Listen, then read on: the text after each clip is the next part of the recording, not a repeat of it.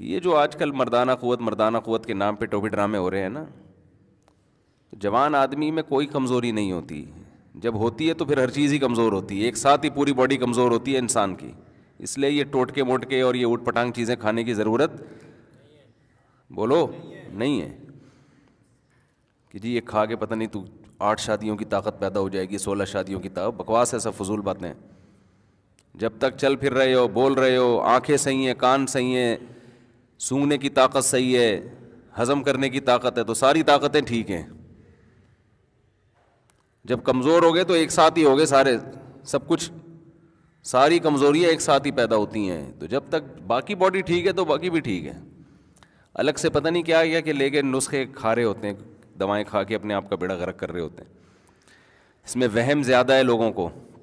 اور اللہ نے ہر مسلمان میں 4 کی طاقت رکھی ہوئی ہے معذرت کے ساتھ. اس کے لیے کوئی بہت زیادہ ایکسٹرا کوئی صحت کی ضرورت نہیں ہے. مرد کو اللہ نے عورت سے زیادہ پاورفل بنایا اس معاملے میں. تو مرد ہی کیا ہے جس میں پاور عورت ہی کے برابر ہو. ایک عورت کے لیے ایک مرد کافی ہے، تو ایک مرد کے لیے بھی ایک عورت کافی ہے. تو دونوں میں کوئی فرق ہوا پھر؟ تو آدمی کس بات کا ہے بھائی تو؟ باقی کریں نہ کریں وہ آپ کا ہیڈیک ہے، وہ میں الگ ٹاپک ہے. وہ تو میں پھر سوسائٹی کی جو ضرورت ہے، معاشرے کی ضرورت ہے، بیوہ طلاق یافتہ، وہ تو میں اس پہ بات کرتا رہتا ہوں. لیکن یہ جو آج کل ہے نا کہ کمزوری، یہ ایسے نہیں ہے ایسے جیسے لوگوں نے سمجھ لیا ہے. سب صحت مند ہی ہیں. ہاں کوئی خدا نخواستہ کوئی شوگر کا مریض ہے، کوئی ایکسٹرا کوئی بیماری ہے اس میں، تو ایک الگ بات ہے. جب تک آپ نارمل ہیں تو سب کچھ نارمل ہے. اس کے لیے حکیموں کے پاس، جو جعلی حکیم ہوتے ہیں نا، ان کے پاس مت جایا کرو، وہ بیڑا غرق کر دیں گے. جو پراٹھے ہضم کر رہا ہے نا، روٹی ہضم کر رہا ہے، گوشت ہضم کر رہا ہے، تو اس کا مطلب صحیح ہے، پھر ٹھیک ہے.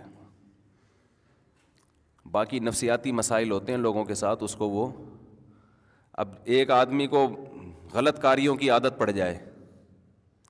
لوط علیہ السلام کی قوم کو لڑکوں سے بدفعلی کی عادت پڑ گئی تھی، تو ان کی عورت میں رغبت ختم ہو گئی، بیوی میں رغبت ختم ہو گئی.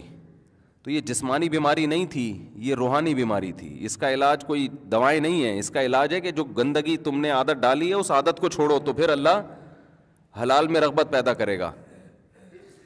تو جو زانی لوگ ہیں، زنا کرنے والے، بدکاریاں کرنے والے، غیر عورتوں میں دلچسپی لینے والے، ان کی گھریلو لائف بہت خراب ہو جاتی ہے.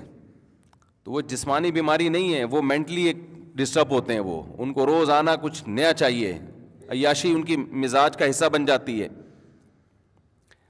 جیسے جو روز مرغے کھائے گا تو دال اچھی لگے گی پھر اسے؟ تو بیلنس ہے نا، کبھی مرغا کھا لیا، کبھی دال کھا لی. اب آپ روزانہ ہی مرغے پھوڑتے رہو گے تو مر جاؤ گے آپ. تو حلال میں اللہ نے اعتدال رکھا ہے، حرام میں اعتدال نہیں ہوتا. جو حرام کی طرف جاتے ہیں نا، زنا کرتے ہیں، تو وہاں سے تو بور ہوتے ہیں، لیکن گھریلو لائف ان کی برباد. بے حیائی کا سب سے بڑا اثر یہ پڑتا ہے کہ اس کی اپنی جو بیوی بچوں کی زندگی ہے وہ تباہ و برباد ہوتی ہے. اور کتنے برے اثرات بچوں کو جب پتہ چلتا ہے ہمارا باپ ایسا ہے، بچوں کے دل میں باپ کی عظمت نہیں رہتی ہے. آپ کہتے ہیں نہ رہے عظمت تو کیا ہوگا بھائی، آگے آپ کا بڑھاپا بھی آ رہا ہے.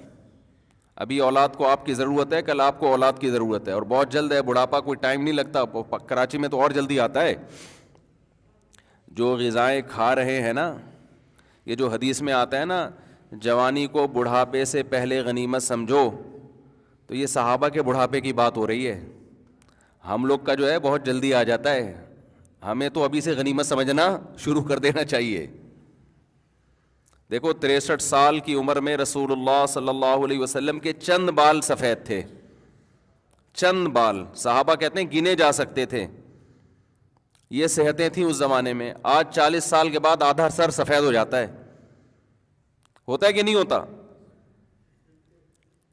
40 سال کے بعد ہی یہاں درد وہاں درد. آج میں صبح اٹھاؤں تو میری گردن ادھر کو مڑ رہی تھی، ادھر مڑ نہیں رہی تھی، بڑی مشکل سے موڑی ہے میں نے. تھوڑا سا تکیہ آڑا ترچھا ہو جائے تو صبح بندہ بھی آڑا ترچھا ہوتا ہے. یہ تو صحتیں آج کل.